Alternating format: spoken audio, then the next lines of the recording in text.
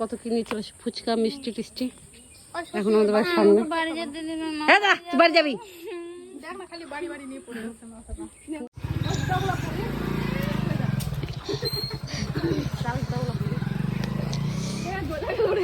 Game খেলে কেমন লাগলো?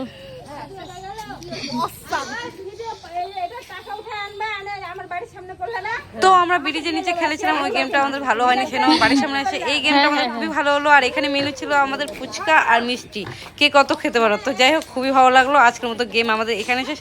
এখন আমরা সবকিছু বাড়িতে ঢুকাচ্ছি। মিষ্টি সেলফি বস, তোদের কেমন লাগলো গেম খেলে? সত্যি এই জায়গাটা অনেক সুন্দর, রিলস এমনি ওয়াও। আমি আসবো না, তার জোর করে নিয়ে আসা হয়েছে, কিন্তু খুব মজা লাগলো। আর এগুলো কি বের হচ্ছে?